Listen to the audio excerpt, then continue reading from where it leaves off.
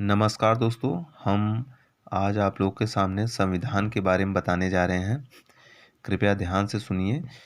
इसमें कन्फ्यूजन जो बना रहता है कि प्रथम गवर्नर जनरल कौन है, अंतिम गवर्नर जनरल कौन है, प्रथम भारतीय गवर्नर जनरल कौन है, तो ये सब हम आप डिटेल में करने जा रहे हैं।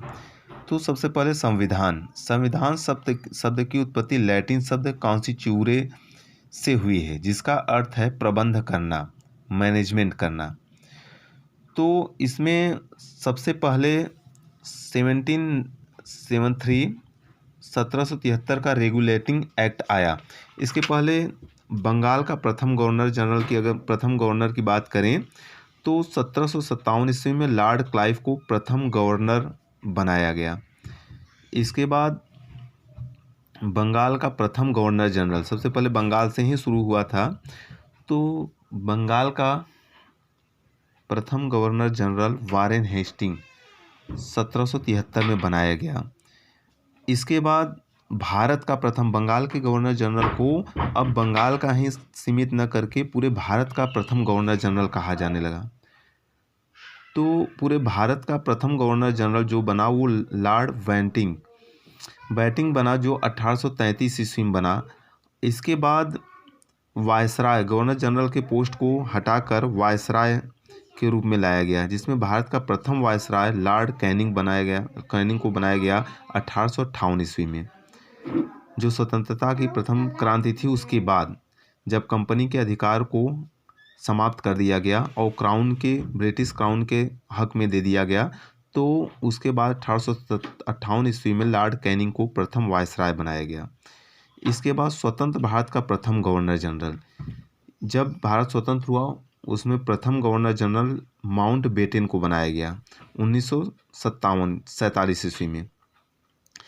इसके बाद अगर क्वेश्चन में आ रहा है कि स्वतंत्र भारत के प्रथम भारतीय गवर्नर जनरल, ये तो अंग्रेज थे, और प्रथम भारतीय गवर्नर जनरल की अगर बात की जाती है तो सी राजगोपालाचारी 1948 में बनाया गया, 1948 में।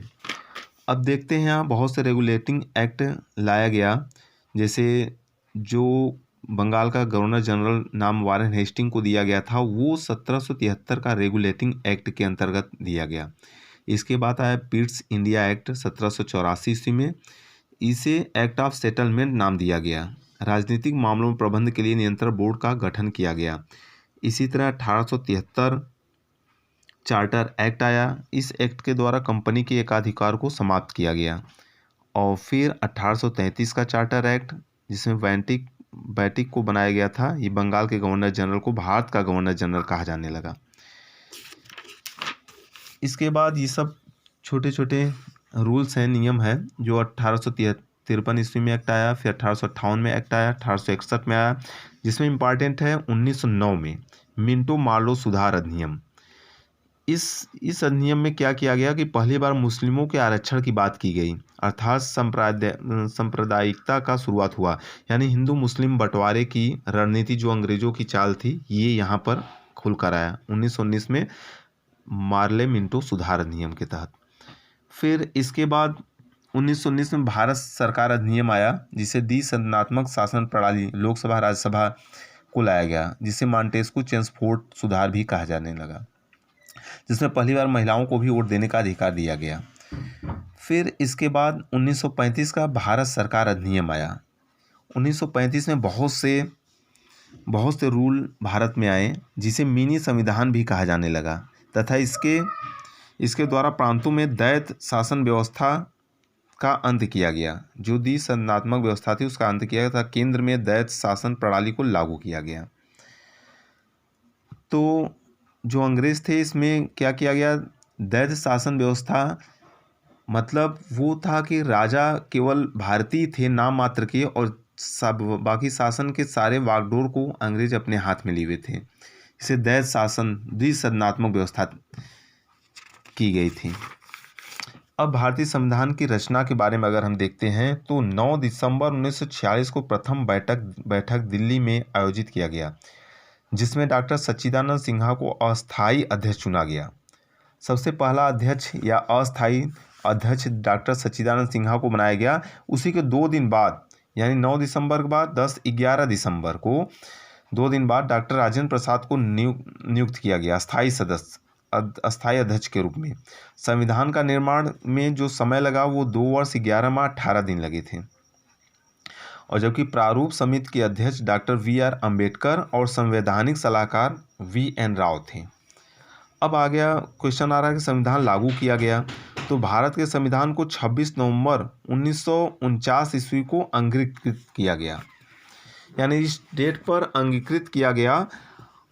एक्चुअल में संविधान इसी दिन अपनाया गया था, लेकिन जब क्वेश्चन में आ रहा है कि पूर्ण रूप से संपूर्ण संविधान पूर्ण रूप से लागू कब किया गया, तो 26 नवंबर 1950 ईस्वी को लागू किया गया। मैक्सिमम क्वेश्चन में 26 नवंबर 1949 को ही अंगीकृत किया जाता है, लेकिन जब जब एग्जाम में प्रश्न आता है कि पूर्ण रूप से या संपूर्ण संविधान को कब लागू किया गया, तभी हम 26 जनवरी 1950 ईस्वी को पर टिक करेंगे। संविधान के वर्तमान में 22 भाग हैं, 395 अनुच्छेद व 12 अनुसूचियां हैं। संविधान सभा की अंतिम बैठक जो है 24 जनवरी 1950 को हुई। इसी दिन संविधान सभा द्वारा राजेंद्र प्रसाद को राष्ट्रपति चुना गया। और भारत में प्रथम आम चुनाव 1951-52 ईस्वी में हुआ था। झंडा समिति के अध्यक्ष अगर आ गया तो डॉक्टर राजेंद्र प्रसाद, कहीं कहीं JB कृपलानी, ये क्वेश्चन विवादित है, JB कृपलानी को ज़्यादातर माना जाता है और कहीं कहीं डॉक्टर राजेंद्र प्रसाद को भी माना जाता है। तो दोनों ऑप्शन सही हैं। अगर एग्जाम में क्वेश्चन टाइप इसका अगर बनता है तो या तो ये ऑप्शन में रहेगा, या तो डॉक्टर राजेंद्र प्रसाद ऑप्शन में रहेंगे, या JB कृपलानी रहेंगे। अब भारतीय संविधान के विदेशी स्रोत, क्या क्या स्रोत हैं और संविधान में जो जो वर्ड है वो कहाँ कहाँ से लिए गए हैं। तो पहले हम अमेरिका के बारे में बताते हैं, अमेरिका से क्या लिया गया है भारतीय संविधान में।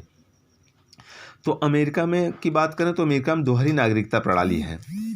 एक नागरिकता राज्य की होती है और दूसरा देश की होती है। वहाँ 22 राज्य हैं। अमेरिका वह पहला देश है जो लिखित संविधान वहाँ पर है। तो अमेरिका से भारतीय संविधान में क्या क्या लिया गया है? मौलिक अधिकार लिया गया है, न्यायिक पुनरावलोकन लिया गया है, और हम भारत को यानी प्रस्तावना के शब्द जो है, और संविधान की सर्वोच्चता, इतने चीज़ जो है जो अमेरिका से लिया गया है। अब न्यायिक सक्रियता की बात करें तो न्यायपालिका कार्यपालिका के कर्तव्यों को बोध कराता है। जनहितवाद PIL, तो जनहितवाद जो है ये अमेरिका से आया है। भारत में सर्वप्रथम PN भगवती ने जनहितवाद लाया। ये क्वेश्चन अगर आ रहा है कि भारत में सबसे पहले कौन जनहितवाद लाया, तो इसका आंसर हो जाएगा PN भगवती। आगे देखते हैं।